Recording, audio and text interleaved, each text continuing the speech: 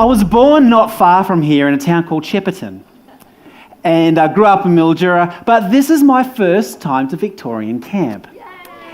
Even though I almost grew up in Victoria, because where I lived in Mildura, where I grew up, was actually a town called Golgol, which is just across the river, which is in New South Wales, but part of the Victorian Conference. But our closest city is Adelaide, so we went to there for camp. And so even though I grew up almost in Victoria and hung around Victoria, and our television station was from Melbourne growing up, then it's a pleasure to be here. And it was nice to see the signs pointing to Shepparton because, as I say, that's where I was born, that's where I came from. Now, a few years ago in Shepparton, they were having greyhound races, as they do. And you know how greyhound races work, hey? Yeah, they chase that little fake bunny.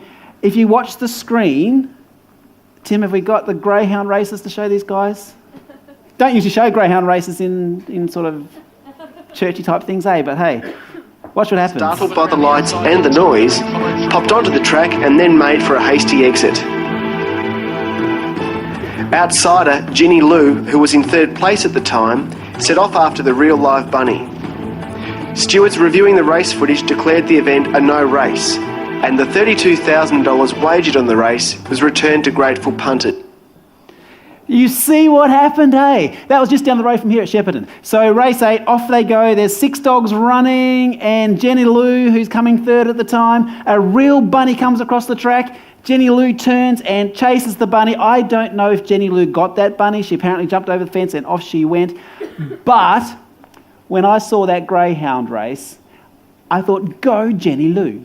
Because reality is all those greyhounds are chasing flat out, putting all their energy, going round and round, chasing that fake bunny, that even if they got it, they wouldn't want it anyway.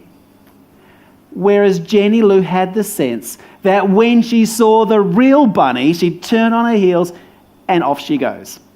Reality is, between this day and the day you breathe your last breath on this planet, you're going to be chasing something, somebody. You're going to give your life to something. Is it going to be worthy or not? Reality is there's something that gets you up and gets you going. What is it? What are you chasing? What are you after? When will it be enough? What constitutes what will be a significant life for you? Over the next few days, I want to explore some of these things. I want to look at what are we chasing? What are we giving our lives to? What do we see as significant? And does it matter? Reality is we've just sung a bunch of songs. And we've sung about Jesus being the center of my life. We've sung about Jesus being the strength in everything. What would happen if we actually lived out the type of things we sing? What would life look like if Jesus was the center of the whole deal? We're going to talk about that tomorrow night some more. But tonight I want to think about what you're chasing. I want to think about what you're giving your life to. Reality is that if Tim Cass, a psychologist who wrote a book called The High Price of Materialism, if he's to believe, if his research is to believe, he says that 98% of people in Western consumer culture are chasing happiness. He says, we just want to be happy. She doesn't make me happy anymore.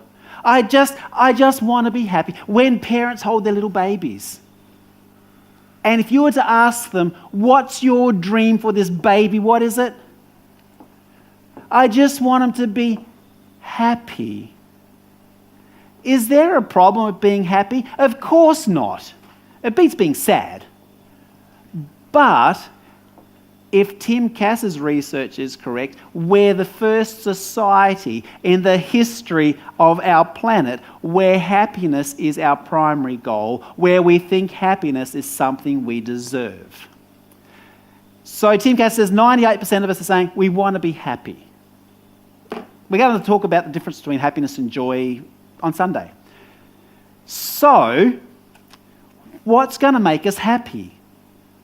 What's going to make you happy? Any ideas?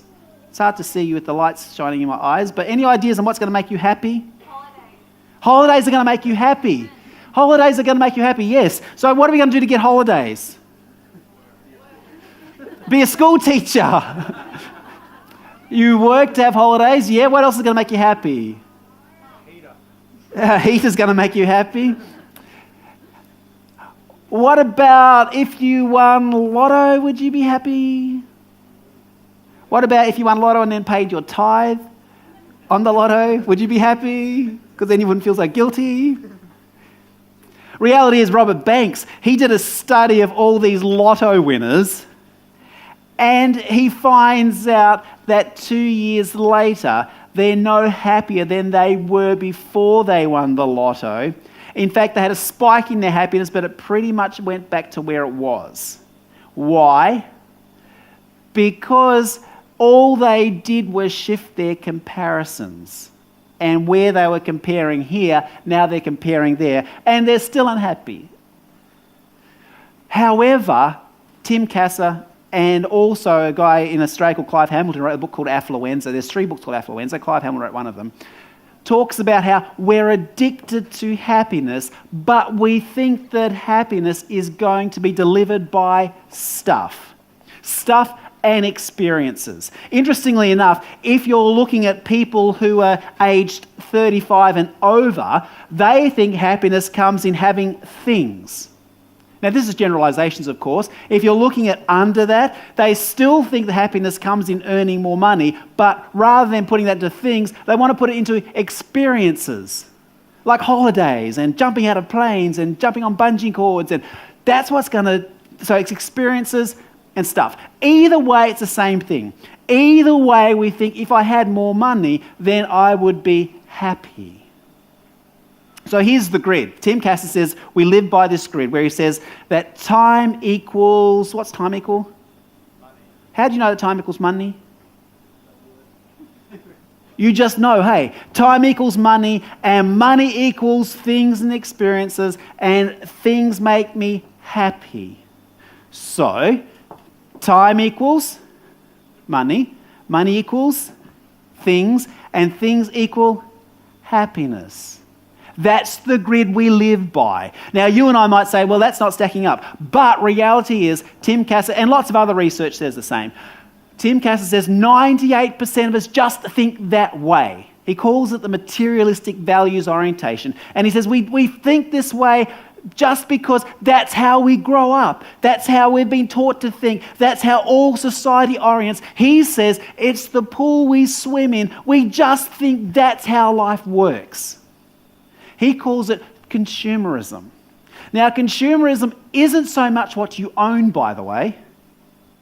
Consumerism, there's people who would score very high on owning lots of stuff, on material wealth, but score low on a consumer scale because they realise that what they have isn't where their meaning, hope, success and dreams are tied up in. They realise that everything that they have belongs to God anyway, from Him, by Him, of all things, Philippians 1:18 says. They realise that all their things aren't who they are. But then you might get people who score relatively low on a materialism scale, but score high on a consumerism scale because they think if I had that stuff, then that would make me happy. So we spend our time chasing something more. What's the difference between the guy who has 12 kids and the guy who has $1 million? Who's happier? The guy with 12 kids or the guy with $1 million? It's the guy with 12 kids because he doesn't want more. For the rest of us, we just think, if I could get that next thing, if I could get something more. And so we chase this more thing. Reality is, the very fact that we live in Australia puts you and I in the richest 6% of people on the planet. I tell my wife, Amanda, that she married a very wealthy guy, one of the richest 6% of people on the planet. Doesn't seem to make much difference. But reality is, that's where you and I are. We are ridiculously wealthy on a global scale. If you drive a car, if you have access to a car, even if it's a 25-year-old beat-up Ford Laser, then 90% of the world look at you and go, they're living the dream. The bulk of the world only dream of the sights you and I see when we open our cupboards. Reality is we're ridiculously wealthy. Yet we don't realise that. We think it's the people who live in Toorak, they're the wealthy ones. The people who drive those cars, they're the wealthy ones. Because you and I turn wants into needs, you and I out-mortgage ourselves, you and I live beyond our means, and we end up thinking, well, we do need more. And sure, I'm not trying to write off what worries you may have. And God does say, bring everything to me in prayer. But I do want to say, reality is, even if you did get given more stuff, it's probably not going to make you happier. There's something wrong with this grid. Now, George Barna comes along, and George Barna's this research guy in America who measures all sorts of stuff about churches. And he says, is it the same with the Christian church? If 98% of people in Western consumer culture live by this time equals money equals things equals happiness grid, this materialistic values orientation, is it the same with church? And you think it is? You're right, it's not the same. He says only 96%. So 96% of people, Christians, he's saying, their ultimate value system is if I can get more stuff, then I would be happy. Now, is there a problem with this? Well, there's a few problems. We're going to explore those problems in the next couple of days and look at all these solutions. But some of the problems are hope and desire. Rather than putting our hope and desire in God, we put it in things. The problem is we turn God into a commodity. He becomes a Santa Claus to give me more things.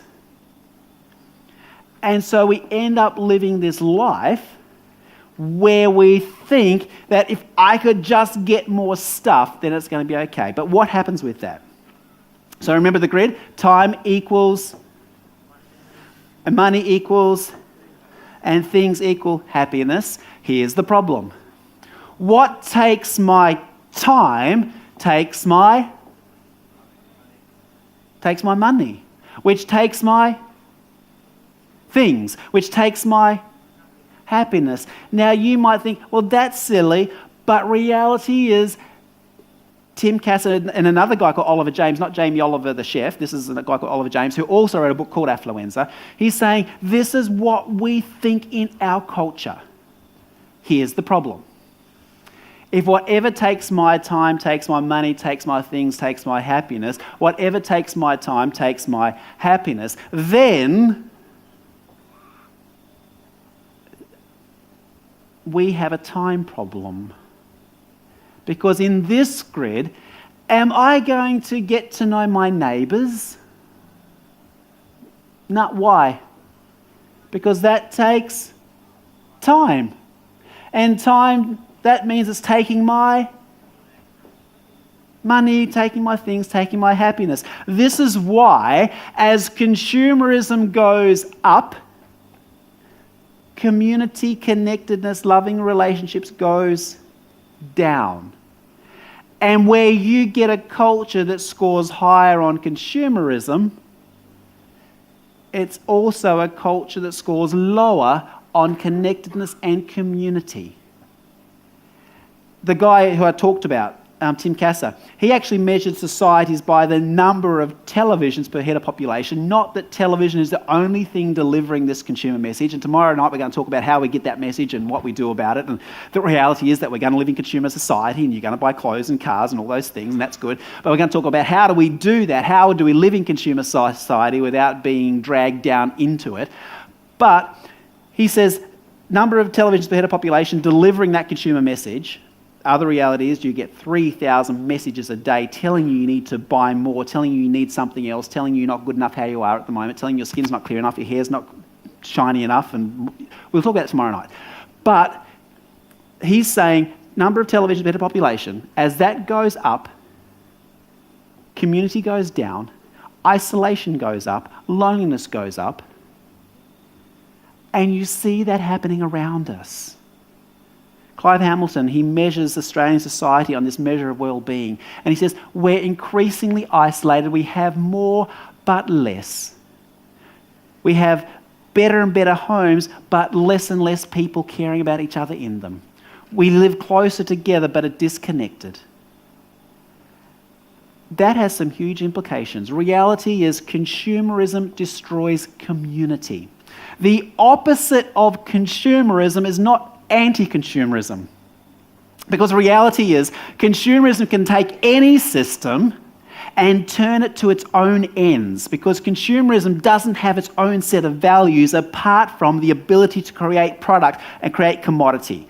And so it can take Christianity and turn it into a system of commodity. It can take Buddhism, and the Buddhists are particularly worried because they're saying consumerism has destroyed our whole idea of service and going with that. We've actually turned it into a commodity, and that's become a commodity now. It takes anti-consumerism. Those guys who are doing Occupy Sydney, they do Occupy Melbourne, all those guys sat in against McDonald's and globalisation and against all these big corporations, and they were doing this whole anti-consumerism thing, but then they get their songs that they were singing and everything else, and Sony signs them up, and pretty soon the anti-consumerism down with capitalism is being marketed by Sony, and so it becomes a consumable, commodifiable product.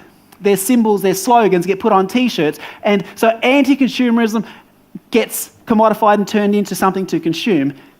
The opposite to consumerism is community.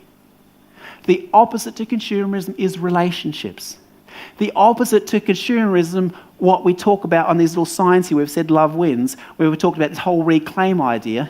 The opposite to consumerism is taking time to connect deeply, because in consumer culture, where time equals money, we're rushed, busy people, we don't have time to connect. Time equals money, and anything that takes my time takes my happiness, is how we think. Jesus puts a whole different slant on it, and he says, in actual fact, the happier you're going to be in the Beatitudes, he talks about, you're going to be at your happiest and your best when you put yourself below others. You're going to be your happiest and your best when you're investing your time into relationships. Jesus says there's a totally different grid to do this thing on. So relationships take my time, take my happiness. Serving in my church takes my time, so it takes my happiness. So I don't want to get involved in serving. What about my marriage? Being married takes or healthy marriages take my money. Being married takes my time. And so an effective, healthy marriage takes time, it starts getting silly. But reality is, this is the grid. This is why we don't want to serve. This is why we don't put time into marriages. Being an effective parent takes my time. The problem is that children spell love T-I-M-E, but in our consumer culture, that takes my time, so therefore it takes my happiness. So I end up living this life that's the exact opposite to the one that Jesus calls us to. The exact opposite to the Roman 12 story, which we're going to talk about Sabbath morning, where it is about growing and serving, connecting and sharing and worshipping, which is all those things that Jesus says, this is what a living sacrifice is. This is what a life of significance is. Then we take that's the exact opposite to the message our consumer culture gives us. So this week we're going to explore some of that stuff. We're going to explore how that culture works and what's going on with that. Now, at the moment, I'm right in the middle of my PhD. And guess what my topic is? Consumer culture, and how consumer culture impacts faith development. And so those of you who are studying at the moment, you know that when you get right into a topic, you see the whole world through those eyes, and everything I blame consumerism for everything. And I have to take a step back sometimes and remember that we had dysfunction before consumerism. And reality is, consumerism is just institutionalized selfishness, which has always been the problem right from the Garden of Eden, right from the war in heaven. So institutionalized selfishness consumerism is just an expression of that. And so we're going to talk about all this consumerism stuff. Now, you can take it or leave it, whatever, but reality is, it really is a big deal. And I think it's possibly the biggest threat to the Christian church in Western culture at the moment, because it does change who we are and how we relate to each other and how we relate to God. I think it's the biggest threat to people living lives of significance at the moment, because we end up living these shallow, hollow lives. We end up sitting in these old age homes somewhere, reflecting on passionate prayers we never prayed, reflecting on spiritual gifts we never deployed, reflecting on a world of desperate need we never made a difference in, reflecting on marriages, relationships that just happened way too quickly, reflecting on kids that grew up without putting time into them, reflecting on a life we didn't live.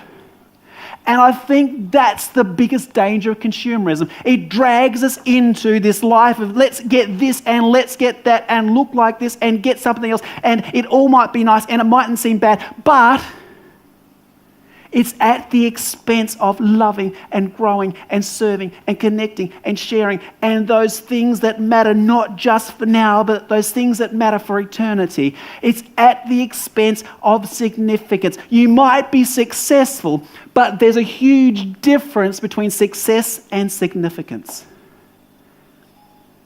I spent 10 years in New Zealand, that's why I said significance. It should be significance.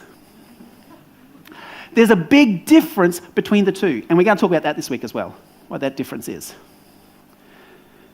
Ephesians chapter 4, which is the verse that was on the screen as you came in, where it talks about reclaim. Ephesians chapter 4, verse 23, verse 24, it talks about the new you. It talks about renewing your mind. It talks about living as a new person.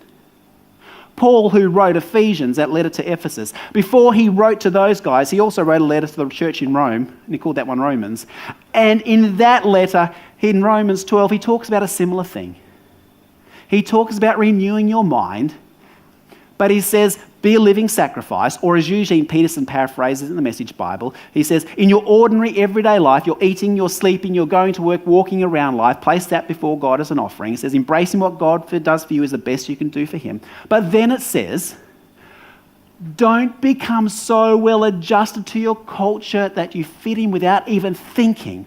Or the NIV version says, don't be conformed to the pattern of this world, but be transformed by the renewing of your mind, and then you'll know God's will. God's good, perfect, pleasing will is how NIV puts it. Usually in Peterson's Message paraphrase says, don't be dragged down to this culture's level of insignificance.